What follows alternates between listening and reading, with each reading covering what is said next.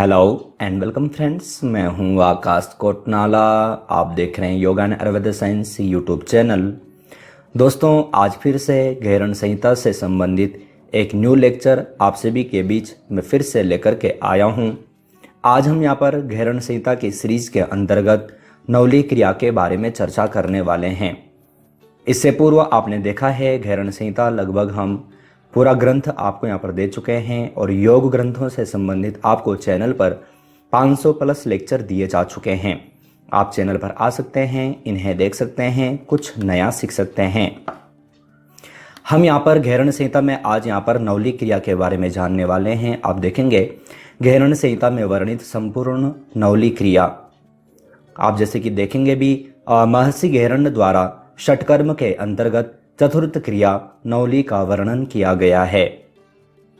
मैंने आपको पूर्व में भी कहा था कि जो घेरण संहिता है ये सप्त साधनों में विभक्त किया गया है। 7 साधन यहाँ पर बताए गए हैं। वो सप्त साधन कौन कौन से हैं तो ये मैंने आपको पूर्व में बताया है।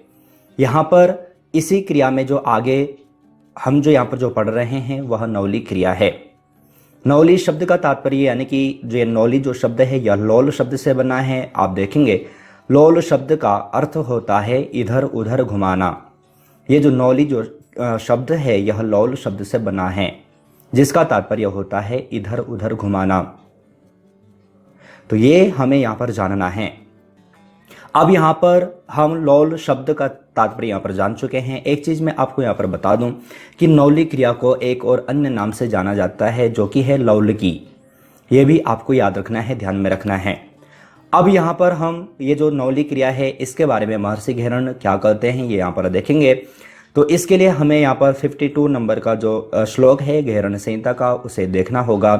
प्रथम जो लाइन है यहाँ पर आप देखेंगे, यहाँ पर कहा है अमंद वेगेन तुंदम भ्रामयेदुभ पार्श्वयो।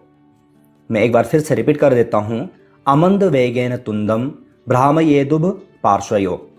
तात्पर्य है कि उदर के दोनों पार्श्वों में अत्यंत वेग पूर्वक घुमाना, यह लौलिकी अर्थात नवली कर्म है। अगर जो हम अपनी आमाशय अर्थात पेट की मसल्स को इकट्ठी करके अगर जो हम दोनों पार्श्वों की ओर यानी कि लेफ्ट एंड राइट साइड अगर जो हम घुमाते हैं वेग पूर्वक अगर जो घुमाते हैं तो यह क्रिया यहाँ पर महर्षि घेरण ने लौलिकी अर्थात नवली कहा है। ध्यान रखिएगा, जब हम प्रैक्टिकल में अगर जो हम नवली क्रियाएं इत्यादि अगर जो करते हैं तो वहां पर हम 4 रूपों में देख सकते हैं।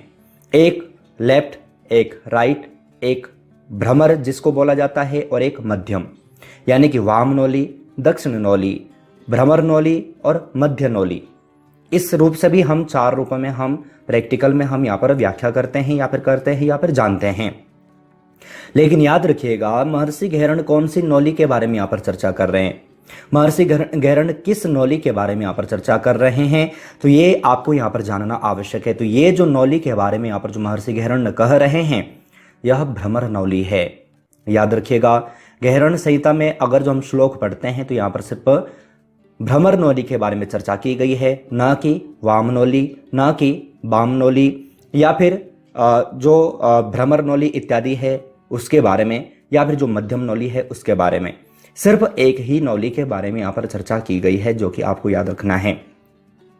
किसी भी एग्जाम में पूछा जा सकता है या फिर एग्जामिनर कोई भी आपको इस प्रकार से प्रश्न कर सकता है, पूछ सकता है। अब जो साधक इस नवली क्रिया का अभ्यास करता है उसको क्या क्या लाभ होंगे तो इसी के लिए यहाँ पर महर्षि घेरण इसी श्लोक में कहते हैं कि सर्वरोगान्यहन्ति देहानल विवर्धनम। इसी श्लोक में कहा है सर्वरोगान्यहन्ति देहानल विवर्धनम। तात्पर्य क्या है तो तात्पर्य है लौलिकी अर्थात नवली कर्म करने से सब रोगों का नाश और जठराग्नि की प्रदीप्ति होती है। याद रखिएगा कि जो ये नवली क्रिया है ये हम किस प्रकार से कर रहे हैं। मैंने आपको अग्निसार क्रिया बताई है। अग्निसार क्रिया मैंने आपको बताया था जो कि पेट से संबंधित है। जब प्रारंभ में ही मैंने आपको धौती क्रिया बताई थी तो उस दौरान मैंने आपको बताया था। तो वहां पर जो अग्निसार क्रिया जो बताई गई है उसी के समान हमें ये जो नवली है नवली क्रिया करनी होती है। वहां पर भी हम पेट की मसल्स को वहां पर घुमाते हैं। उसी प्रकार से यहाँ पर जो ये पेट के मसल्स हैं, आमाशय के जो मसल्स हैं, जो मांसपेशियां हैं, उनको हमें दोनों ओर घुमाना होता है। अब इसके लाभ क्या हैं? तो जो लाभ अग्निसार क्रिया के लाभ होंगे वही लाभ यहाँ पर भी होंगे। तो यहाँ पर कहा है लौलिकी अर्थात नौली कर्म करने से सब रोगों का नाश।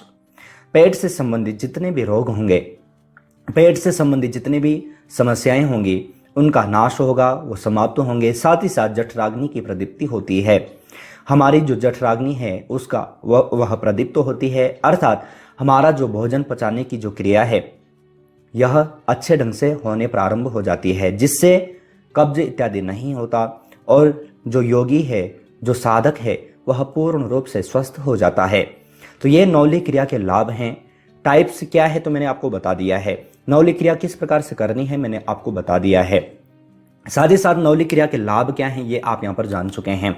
याद रखिएगा, मैं फिर से कह दूं कि इस प्रकार से प्रश्न यूजीसी नेट के एग्जाम में पूछा जा सकता है, या फिर कोई भी एग्जामिनर अगर जो आप एग्जाम देने जा रहे हैं, या फिर अगर जो आप वाइवा देने जा रहे हैं, कोई भी एग्जामिनर आपसे पूछ सकता है। किसी भी एग्जाम में आपको इस प्रकार से प्रश्न पूछे जा सकते हैं, क्योंकि ये गहरण संहिता या फिर ये सभी जो टॉपिक हैं ये योग के मुख्य ग्रंथ अर्थात योग के मुख्य टॉपिक हैं। अब आप सभी जानते हैं कुछ प्रश्नोत्तरी सीरीज आपको चैनल पर दी जाती है और लेक्चर के अंत में दी जाती है। तो प्रथम प्रश्न आप सभी के लिए यहाँ पर है, निम्न में से गहरण संहिता में सप्त साधन हैं, षटकर्म, आसन, प्राणायाम या फिर ये सभी। तो गहरण संहिता में जो सप्त साधन हैं उनके अंतर्गत कौन कौन हैं, आपको यहाँ पर सही आंसर छांट करके वीडियो के कमेंट बॉक्स में भेजना है। सप्त साधन का टॉपिक मैं आपको अलग से चैनल पर दे चुका हूँ। सेकंड प्रश्न की ओर चलें। सेकंड प्रश्न है, निम्नलिखित में से गहरण संहिता में नेति के प्रकार हैं, 1, 2, 3 या फिर कोई नहीं। तो नेति कितने प्रकार की मैंने आपको बताई है, पिछले लेक्चर में मैंने आपको नेति के बारे में बताया था। आप सही आंसर वीडियो के कमेंट बॉक्स में भेजिएगा। तीसरे प्रश्न की ओर चलते हैं। तीसरा प्रश्न है, निम्नलिखित में से गहरण संहिता में धोती के प्रकार हैं, 1, 2, 3 या फिर 4। तो गहरण संहिता में कितनी प्रकार की धोतियां महर्षि गहरण ने बताई हैं, आपको सही आंसर छांट करके वीडियो के कमेंट बॉक्स में भेजना है। साथ ही साथ जो प्रश्न आप यहाँ पर देख रहे हैं, इसी प्रकार से प्रश्नोत्तरी सीरीज की चैनल की ओर से 3 बुक पब्लिश की जा चुकी हैं। तीनों बुक ई बुक फॉर्मेट में हैं। तीनों ग्रंथों में आपको योग के 10 से 20 ग्रंथ से संबंधित MCQ मिल जाते हैं। लगभग यहाँ पर आप देखेंगे योग के सभी टॉपिक यहाँ पर आपको दिए जा चुके हैं। एक में आपको 500 प्लस, एक में आपको 100 प्लस, एक में आपको 1500 प्लस MCQ मिल जाते हैं। अधिक जानकारी के लिए आप वीडियो का कमेंट बॉक्स, वीडियो का डिस्क्रिप्शन बॉक्स चेक कर सकते हैं। चौथे प्रश्न की ओर चलें। चौथा प्रश्न है, निम्नलिखित में से नौली क्रिया से ठीक होता है, पेट संबंधी रोग, सिर संबंधी रोग, उपरोक्त दोनों, कोई नहीं। तो नौली क्रिया के माध्यम से कौन से रोग ठीक होते हैं, आपको सही आंसर छांट करके वीडियो के कमेंट बॉक्स में भेजना है। तो आज हमने यहाँ पर गहरण संहिता का एक न्यू टॉपिक यहाँ पर हल किया है, इसे जाना है, समझा है। आशा है ये लेक्चर आपके लिए काफ़ी यूजफुल रहा होगा। यूजफुल था तो आप लाइक जरूर कीजिएगा। साथ ही साथ अपने फैमिली फ्रेंड्स लोगों तक जरूर शेयर कीजिएगा, जिससे कि सभी की हेल्प हो सके। एक और चीज बता दूं, अगर जो आप चैनल से और अधिक जुड़ना चाहते हैं, आप जैसे ही चैनल पर ज्वाइन बटन पर क्लिक करेंगे, आपके समक्ष चैनल की ओर से 3 प्लान नजर आ जाएंगे। आप कोई भी प्लान चूज कर सकते हैं। साथ ही साथ आप कोई भी लेक्चर चैनल पर हफ्ते भर पहले देख सकते हैं। तो आज हमने यहाँ पर गहरण संहिता के अंतर्गत नौली अर्थात लौलिकी के बारे में चर्चा की है, जाना है, समझा है। इसी प्रकार से न्यू टॉपिक, न्यू लेक्चर के साथ में आप सभी से फिर से मुलाकात होगी, लेकिन तब तक आप अपना और अपनी फैमिली का बहुत ख्याल रखिएगा। बाय।